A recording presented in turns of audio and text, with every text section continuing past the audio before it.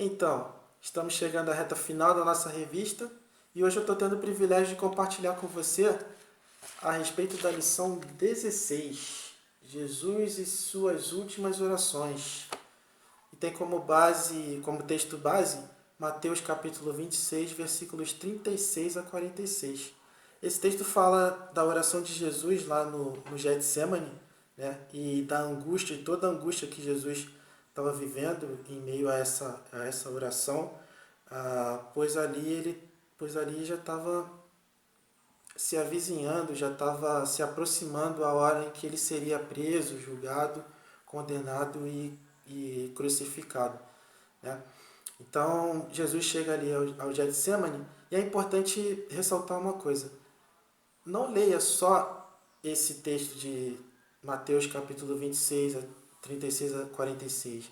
Esse texto tem uma referência cruzada, como você pode ver aí na sua Bíblia, com Marcos capítulo 14, versículos 32 a 42, e com Lucas capítulo 22, versículo 39 a 48. É importante você ler não só Mateus, mas Marcos e Lucas também, para que você tenha uma ideia maior a respeito do que está sendo narrado aqui, né? Cada um desses evangelistas ele traz uma informação a mais que é importante para a compreensão total daquilo que a gente está estudando. Então, assim, a nossa lição ela vai falar sobre as quatro últimas orações de Jesus, né? A primeira delas é de Jesus no Getsemane. E então, assim, se a gente pudesse combinar os elementos que estão contidos aí nessas narrativas de Marcos, Mateus e Lucas, e tirar uma história dentro disso que eles estão falando, como ficaria essa narrativa? Jesus, como de costume, segundo Lucas, ele vai até o Getsemane e os discípulos dele o acompanham. Chegando lá, ele compartilha com os discípulos que a alma dele está profundamente triste e amargurada e pede que os discípulos orem e vigiem para não serem tentados, né? Jesus se afasta um pouco deles, levando com ele Pedro, Tiago e João. E quando ele chega nesse lugar um pouco mais afastado, ele mesmo se afasta para mais adiante, e começa a orar. Nessa oração de Jesus, ele intercede para que Deus o livre de passar por tudo aquilo que ele viria a passar, né? Como eu já falei, a prisão, os castigos, as condenações injustas, né? E a crucificação. Jesus está bastante angustiado com isso, né? Mas ao mesmo tempo em que ele pede para ser livrado de todas essas coisas, de essas passagens ruins que viriam logo em seguida, ah, ele também submete a sua oração a Deus, pedindo para que, acima de tudo, fosse feita a vontade dele, né? Segundo Lucas também, durante essa primeira oração, um anjo aparece e consola Jesus. E ao mesmo tempo, Jesus está bastante angustiado, está tão angustiado que a oração dele se torna mais intensa e isso começa a se refletir no corpo dele na forma de lágrimas de sangue. Jesus então retorna desse primeiro momento de oração e ele encontra os discípulos dormindo, né? Então Jesus repreende os discípulos olhando para Pedro e reforça a importância de que eles continuem orando, de que eles orem e vigiem, continuem orando e vigiando, né, para não caírem em tentação. Jesus retorna para o seu afastamento e aí ele começa a orar de novo. E ao final desse segundo momento de oração, ele retorna para estar com os seus discípulos e os encontra dormindo novamente, né? E aí Marcos faz um destaque dizendo que quando Jesus retorna, ele encontra os discípulos dormindo profundamente e atormentados com aquela situação, perturbados com aquela situação, né? Aí Jesus retorna para o seu afastamento mais uma vez para começar um terceiro momento de oração onde ele repete essas mesmas palavras, ele repete essa mesma súplica de ser livrado de tudo aquilo de ruim que viria logo em seguida. E ele, mas sempre submetendo a sua vontade à vontade do Pai, né? E aí quando Jesus retorna pela terceira vez, ele encontra mais uma vez os discípulos dormindo e os repreende, né? Mas dessa vez ele pede que os discípulos se levantem, porque já se aproximava Judas, trazendo aqueles que vinham a perseguir, a perseguir a Jesus para prendê-lo, né? E aí a sequência você já conhece. Judas, para destacar Jesus dos discípulos, Judas dá um beijo no rosto de Jesus e dali é levado, os discípulos fogem e ele é levado para ser julgado, né? Então essa é a primeira oração de Jesus, a oração de Jesus no Getsemane. Ali ele revela que mesmo sendo o Filho de Deus, ali enquanto na sua figura humana, ele tinha necessidades também. E uma dessas necessidades era a necessidade de reforço espiritual, que era o que ele insistia com os discípulos ali naquele momento para obter, né?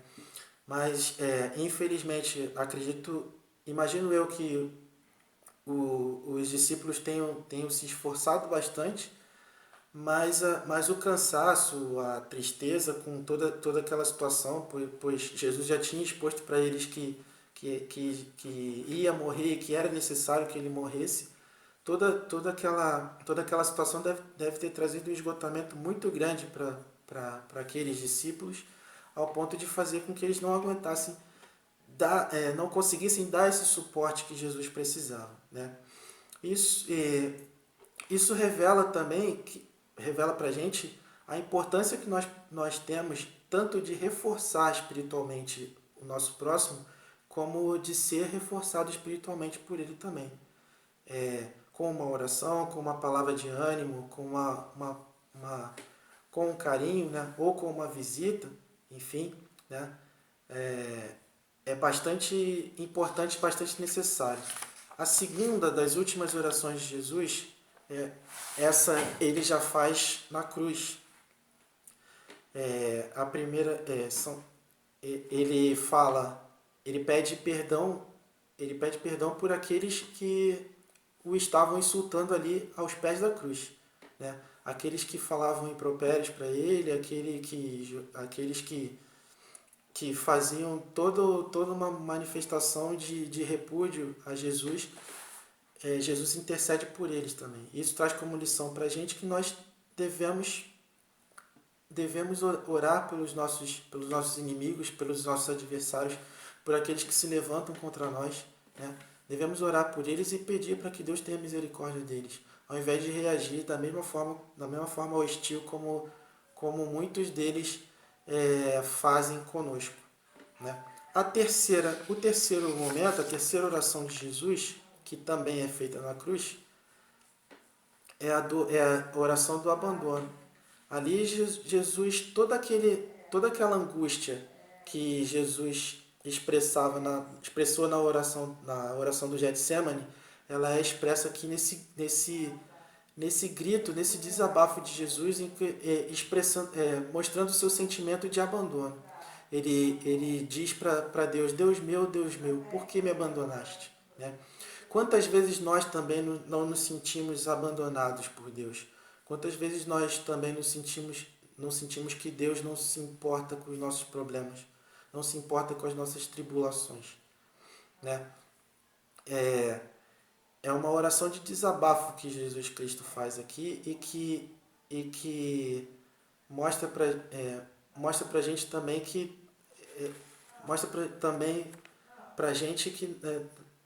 nossas fragilidades, expõe pra gente as nossas fragilidades diante dessas situações, né? A última das orações é aquela em que Jesus entrega o seu Espírito, né? E está lá em Lucas capítulo 23, versículo 43, onde ele diz: Pai, nas tuas mãos eu entrego o meu espírito. Aqui, logo em seguida, Jesus expira, né? Jesus morre. Mas essa passagem, esse versículo, ele tem uma relevância muito grande para cada um de nós aqui. Aqui Jesus esse versículo é uma expressão de que o propósito de Jesus havia se cumprido ali. Havia se cumprido ali. E que no último instante, mesmo no seu último instante de vida, ele abre mão de si mesmo para que a vontade do Pai seja manifesta. Né? Então, resumindo aqui, a oração do Getsemane, a oração de Jesus intercedendo, já na cruz, intercedendo pelos seus inimigos, a oração em que Jesus se expressa sozinho, se sente abandonado, né? E essa última oração em que Jesus se entrega, são característicos de momentos de profunda tristeza e depressão que todos nós somos suscetíveis a passar. Se Jesus passou por isso, imagine nós. Né? Mas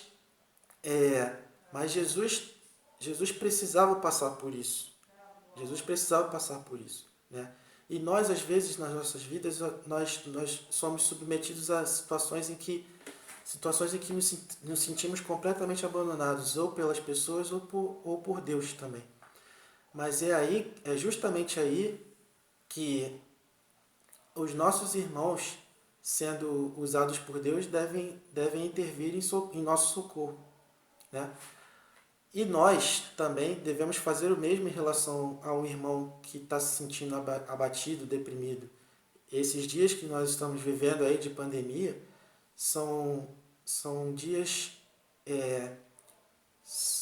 cruciais em que isso deve ser manifestado por parte de cada um de nós. Nós estamos vivendo dias em que precisamos cuidar e nos deixar ser cuidados, né? E isso numa dimensão mundial. Então toda vez que eu tenho o cuidado com o meu asseio pessoal, o cuidado de colocar a máscara ao ir para a rua, o cuidado de obedecer às regras de isolamento, de distanciamento social, eu estou demonstrando amor ao próximo. Estou demonstrando que amo o meu irmão e que tenho um cuidado todo especial com ele. E como o assunto aqui é mais relacionado à depressão, mais do que nunca nós estamos tendo a oportunidade de sermos usados como instrumentos nas mãos de Deus para levar consolo, levar tranquilidade aos corações aflitos, seja do nosso irmão da igreja, seja do nosso vizinho, ou seja do nosso próprio familiar. Então, para fechar a nossa reflexão aqui, o que essas orações estão trazendo de alerta, estão trazendo de legado para cada um de nós, é nos mostrar que somos todos responsáveis uns pelos outros. Né? E a situação que nós estamos vivendo, ela tem deixado isso cada vez mais claramente. Ao mesmo tempo, nós temos visto por aí manifestações políticas, nós temos visto aí até mesmo manifestações em que nós nos sentimos desrespeitados, descuidados pelos nossos governantes. Né? Situações em que nós nos sentimos desrespeitados, desconsiderados pelos nossos governantes. Mas isso nos leva a tomar a seguinte atitude. A primeira, mesmo assim, orarmos pelos nossos governantes para que Deus tenha misericórdia deles e traga esclarecimento às suas mentes para que eles possam se unir em torno de providências únicas para sanar para aliviar toda a situação que nós estamos vivendo. E o nosso papel, isso também nos traz para o nosso papel como crentes também, de levar consolo e levar tranquilidade aos corações das pessoas. Esse é o recado que eu queria trazer para você, essa é a reflexão que eu queria compartilhar com você. Eu espero que que tudo isso que que eu estou compartilhando contigo, possa se tornar em prática na sua vida e na minha vida também. Então, que Deus nos abençoe a todos e que Deus nos conforte, nos console e nos dê capacidade de consolar e confortar aos outros também. Muito obrigado pela oportunidade que você me dá de entrar na sua casa e de poder estudar junto contigo. Que Deus te abençoe e espero que em breve a gente possa se ver fisicamente, não virtualmente, né, na nossa comunidade espiritual que é a IBA, que nós tanto amamos. Tudo de bom para você, um abraço, fique com Deus.